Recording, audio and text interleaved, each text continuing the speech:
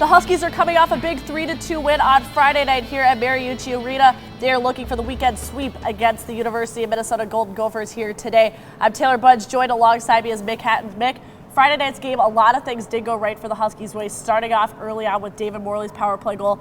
The second period, though, getting outshot 14-2. Going into the third period, trailing by 1, but the senior class, they really stepped it up in that third period. Yeah, Jimmy Murray made a nice play. I thought it was kind of a little bit of a gritty play. I mean, he kind of half whiffed on his first shot, but he pounced on his own rebound and knocked that in. And that really seemed to give the team a good jolt. And then, a few minutes later, then Joey Bennett comes up and scores a goal off a really nice pass from David Morley, who had a huge game for St. Cloud State. The power play is something that the Huskies were kind of struggling on early on in the season. But since Western Michigan, they've really been on a roll. Who are some of the key contributors to that? Well, it's some of those same guys. It's Murray, Morley, Bennick. Obviously since Ethan Prow came back, that's been a big thing for them. The power play is at 40% since Ethan Prow got back into the lineup. So if you're looking for somebody that is a key player for St. Cloud State, obviously when Ethan's in the lineup, they're a lot better team. Now, turnovers were huge for the Huskies on Friday night's game. As I mentioned earlier, they were outshot 14-2 in that second period. How did the guys come out strong in today's game and have a full 60 minutes of play?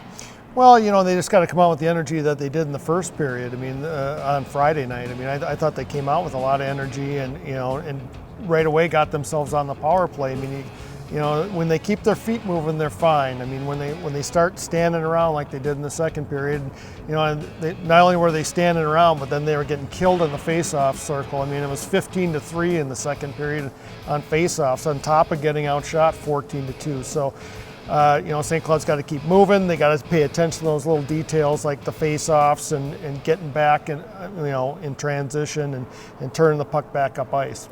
David Morley and Joey Bennick had another great game on Friday night, with David Morley having a goal and 2 assists, Joey Bennick having a goal as well. That line has been so strong this year. We were kind of talking about the chemistry that they're having post-game on Friday. What are you liking out of those two seniors?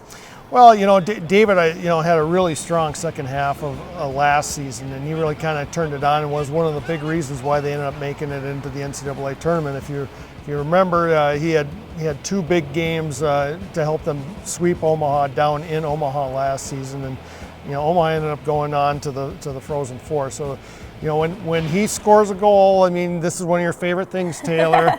They're like 17-1 the last 2 seasons. So when David is moving and he's moving the puck, St. Cloud State's a lot better team. Joey Bennick is just a clutch goal scorer, and you saw it again on Friday night.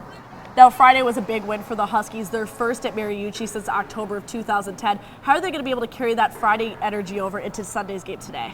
Well, one of the interesting things is that, when they get to the NCAA tournament, they'll typically have a day off in between. So for the veteran guys, particularly the seniors and the juniors on this team that have been through this a number of times, they'll be able to kind of get themselves going again. They'll find a way to kind of get themselves re-geared up and get going again. But, they just need to come out and play like they did in the first period on Friday night. They need to come out and just skate, like they did, and try and move the puck around and try and pick up, if you can get a power play early on, that's a big momentum shifter, and that was one of the key things because it happened in the first and the third periods on Friday night. Let's see if the boys have what it takes to get the job done here for Game 2. Puck drop between the Huskies and Gophers at Mariucci Arena is set for 6 o'clock tonight, and you can catch that game on Fox Sports North.